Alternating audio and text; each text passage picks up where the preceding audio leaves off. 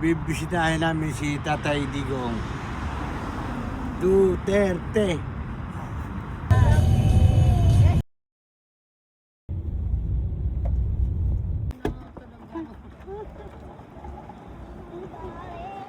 Magandang araw po sa inyong lahat. Andito na ako kami sa The Hague International Court. Bibisitahin natin si Tatay Digong.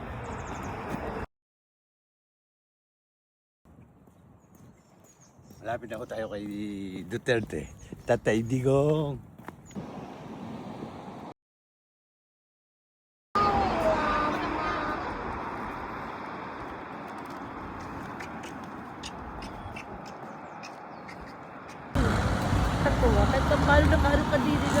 Tears of joy, nakarating kay Duterte.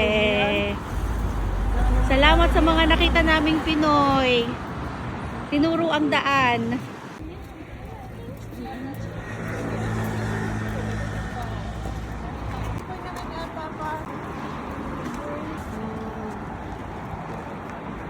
Ang aming sasakyan natin sa may stoplight.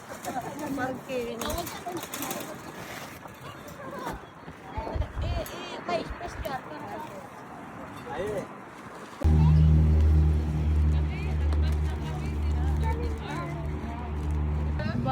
Pangarap ng aking luya. Good afternoon, sir. Good afternoon, ma'am. Sir, anong pangalan mo, sir?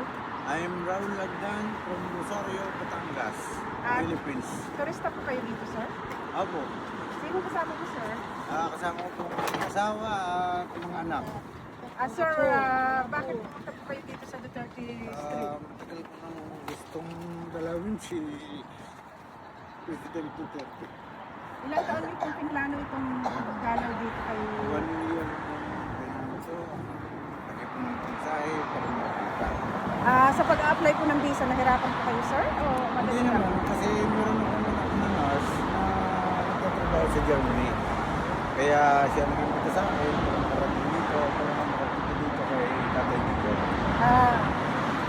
Napakalaking tulong ng anak mo sa Germany kasi naimbita ka niya at napapunta ka rin dito sa Duterte Street. Yes, So, sir, anong feeling mo na nandito ka na nakita mo ng mga stand lang ni PRRD at saka yung Talaga, kanyang tulungan? Sa totoo lang, parang nakarating ako sa langit. May ibang feelings na naramdaman na nakadalo ako sa kanya, habang hindi ko nakikita. At least, nakarating ako sa lugar niya. Ilang taon mo po siya inidulo po, sir? Ay, apat ng taon. Kasi 6 na taon ay talagang solid na inidolo ko siya. Sa ganda ng ginawa niya sa Pilipinas, lahat ng pribilehiyo ng mga manggagawa binigay niya. Mga passport na 10 years na lisensya, mahal na mahal niya ang OFW. Dati kasi akong OFW sa Italy, 17 years. Oh, wow. Kaya alam ko ang pagmamahal ni Tatay Digong. Alam mo, lahat ng nakakausap kong OFW, maging seaman, 99% ang suporta nila kay PRRD. Sigurado. Yes. Sadyang So, OFW si Tatay Digong. mensahe mo po sa kanya. Sana lagi kang good health. Naiiyak ka, sir. Makakarating ka, makakalabas ka rin, sir. Mensahe mo po kay BP na tatakbong presidente sa 2028 po. Sara, laban lang. Kaya mo yan. You're a strong woman. Malapit ka nang umupo. Baka hindi na abutin ng 2028. I love you. Sir, mensahe mo sa anak mo na nag-imbita sa iyo para Thank you makarating very dito. much, Madam January.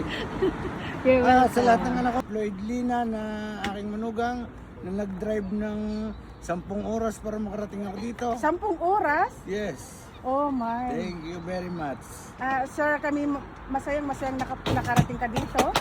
At sana bumalik ka ulit. At mga anak mo sana kung may pagkakataon bumalik kayo ulit. Opo. At thank you very much sa pagpunta mo Salamat dito. din po. Thank you. Thank you po. Okay. Otap na ubi.